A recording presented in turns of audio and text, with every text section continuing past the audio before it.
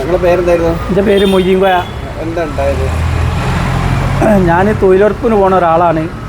അപ്പോൾ തൊഴിലുറപ്പിന് ഓൻ്റെ പറമ്പിൽ കയറണ്ടെന്ന് പറഞ്ഞ്, അപ്പോൾ ഇന്നലെ കയറണ്ടെന്ന് പറഞ്ഞാൽ പെണ്ണുങ്ങളിനോട് പറഞ്ഞ് ആട്ട് കയറണ്ടെന്ന് പറഞ്ഞിട്ടെന്ന് പറഞ്ഞ്. അപ്പോൾ ഇന്ന് ഓല് ഇന്നെ കൊണ്ട് ഉപ്പൊക്കെ അടിയിട്ട് വേറെ പറമ്പിൽ പറഞ്ഞയച്ചാ.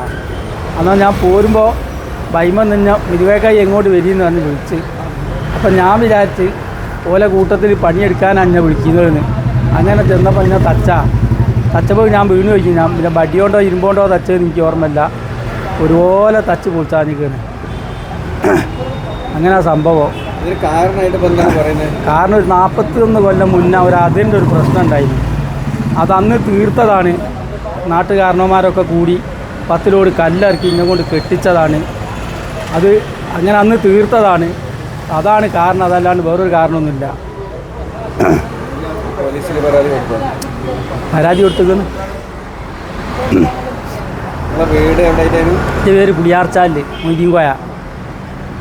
ആദ്യം കന്നൂട്ടാൻ പോയാല, ഇപ്പോൾ കൊയഞ്ഞു പോയാലാ ജീവിക്കാൻ പാകമല്ലായിട്ട് തൊഴിലുറപ്പിന് പോയാലാ. തൊഴിലുറപ്പിന് പോയിട്ട് വരുന്നത് കാണാനായിട്ട് ഞാൻ കൊലായിലേക്ക് വന്ന് നോക്കിയത്. നോക്കുമ്പോൾ മുപ്പർ കൊലായിൽ വന്നിരിക്കുന്നു. ഞാൻ ചോദിച്ചു നിങ്ങൾക്ക് എന്താ പറ്റിയത്?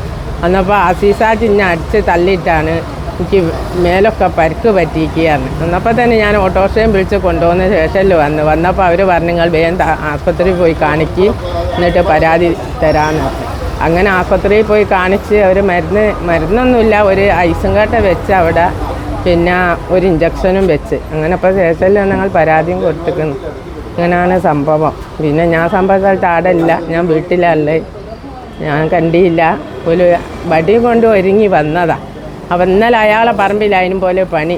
എന്നപ്പോൾ അയാൾ പറഞ്ഞ് എൻ്റെ പറമ്പിലേക്ക് കയറരുതെന്ന് പെണ്ണുങ്ങളോട് വന്ന് അയാൾ പറഞ്ഞ്. എന്നപ്പോൾ അത് കേട്ട് ഞാൻ ഇന്ന് മൂപ്പർ പോയതുമില്ല. അപ്പോൾ ഇന്ന് മൂപ്പർ അവിടെ ആണ് അതിൻ്റെ താഴത്ത് നിന്നാണ് ഫോട്ടോ എടുക്കുക. അപ്പോൾ ഫോട്ടോ എടുത്ത് നടന്ന് വരുമ്പോൾ ഇയാൾ റോഡുമേൽ കാത്തിരിക്കുക.